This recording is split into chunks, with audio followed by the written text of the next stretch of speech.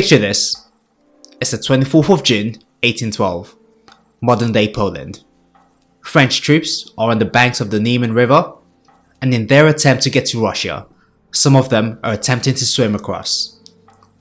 Despite the strong currents, they continue paddling until they can no longer do so, uttering the words, "Long live the Emperor," as they drown. You might be wondering, what type of man evokes such actions? Well, it was none other than Napoleon Bonaparte himself. And this event was a crucial point in what we now call the Napoleonic Wars. The Napoleonic Wars were a series of deadly conflicts amongst European nations, spearheaded by a young general by the name of Napoleon. But first, a bit of background. We can hardly talk about the Napoleonic Wars without mentioning the French Revolution, which began in 1789. At first glance, 18th century France is a wealthy European superpower, with a colonial empire almost as extensive as the British. With one of the largest armies and navies in Europe, France had played a crucial role in supporting the American army in its own revolution against Britain as they struggled for independence. However, social and economic inequality was prevalent within French society, as illustrated by the disproportionate burden of tax on the peasantry.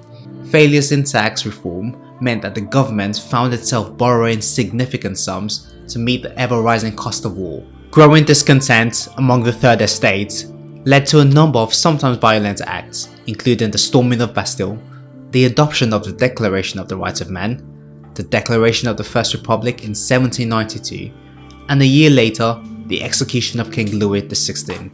Whilst the French Revolution was taking place, European countries around France were increasingly worried about the developments in France, worried about the safety of the French noblemen, and that the revolution would spark similar uprisings in their own countries.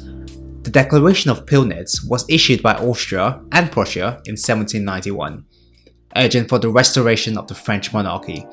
This was interpreted as a threat by the French revolutionaries, and on the 20th of April 1792, France declared war on Austria, bringing Prussia into the war. Britain, Spain, Sardinia, and the Netherlands later joined, forming the First Coalition. It was during this period in which Napoleon rose through the ranks of the military, culminating in a power seizure from the French revolutionary government in the 1799 coup. During the War of the First Coalition, the powers made several invasions of France with initial success. However, in September 1792, a large force defeated an Austro-Prussian army at the Battle of Valmy, forcing their retreat past the River Rhine. The Rhine Theatre would continue to play a key part in the conflict, culminating in the Rhine Campaign of 1796, in which, despite some progress made by the French, it nonetheless experienced defeats and multiple setbacks, forcing the troops to retreat from the Rhine. However, in Italy, France was making serious gains led by Napoleon.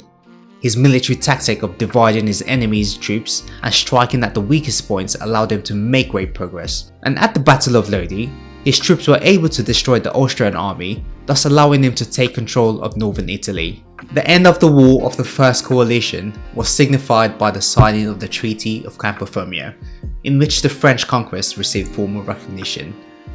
And as compensation for the loss of Lombardy, Napoleon gave the territory of Venice to Austria, a significant event as it marked the end of the 1,000-year-old Merchant Republic. The dissolution of the First Coalition left Britain alone in the struggle against the French. Napoleon hoped to disrupt British trade routes to India, which was a very profitable colony for the British. He set sail for Egypt in 1798 with 30,000 men and 160 scholars. On the way, he captured the island of Malta, setting it up as a base between France and Egypt. And on his arrival, after a series of battles, Napoleon took control of Egypt, which was at the time under Ottoman control. In August 1798, a British offensive led by Horatio Nelson surrounded the French ships in the Battle of the Nile, almost completely wiping out the French fleet. After a series of battles, the French army was forced to retreat with Napoleon back in front, and in the Battle of Alexandria in 1801, the French capitulated to the British. Under the terms of the capitulation, the French gave up a number of antiquities, most notably the Rosetta Stone, which had been discovered in 1799 by one of the French engineers. The Treaty of Paris signed in 1802, ended the War of the Second Coalition and is generally seen as a transitory period from the French Revolutionary Wars to the Napoleonic Wars.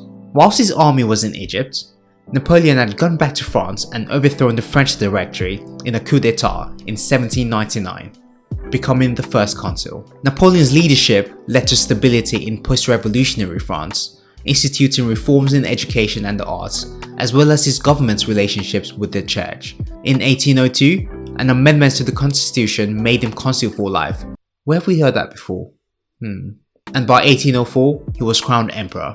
The Third War of the Coalition was in part funded by the Louisiana Purchase. During this war, the French fleet was decimated at the Battle of Trafalgar, again led by Admiral Nelson. And although the British lost no ships, Nelson was killed in action.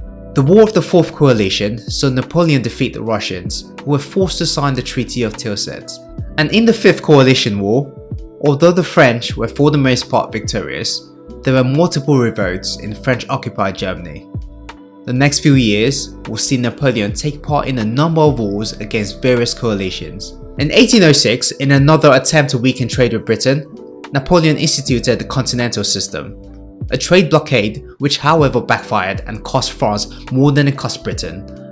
By the end of 1810, Alexander I of Russia withdrew from the system, causing Napoleon to invade in 1812. This proved to be an important decision as it marked the beginning of the end for Napoleon. His army was victorious, but suffered huge casualties against an equally depleted Russian army, led by General Kutuzov in the Battle of Borodino.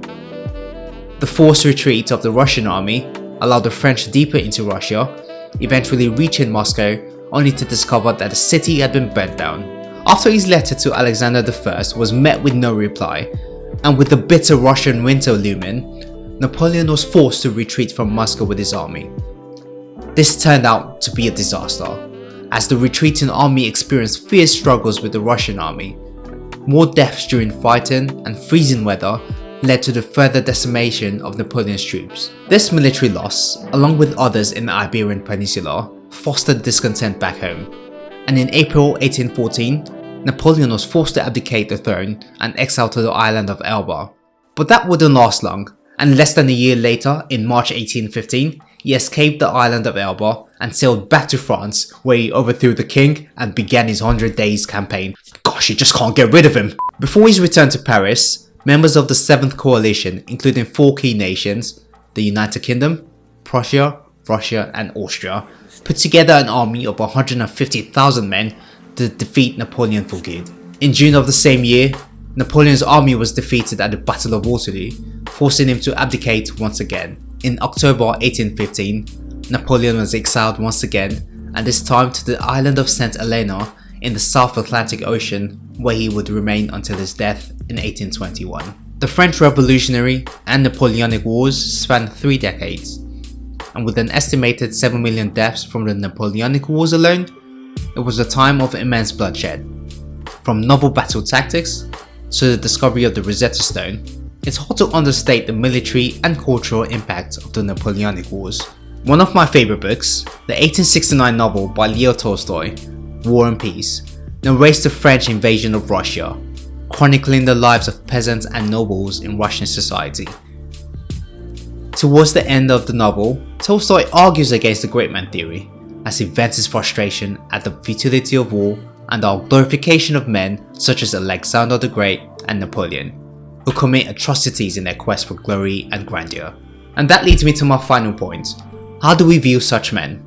Do we continue, as we have done, placing prestige on the achievements of Napoleon and praise him for his ambition? Or do we view him as just another warlord, like many others who brought immense suffering and destruction on the European continent? I'll leave that to you to decide. And then we'll discuss it in the next video.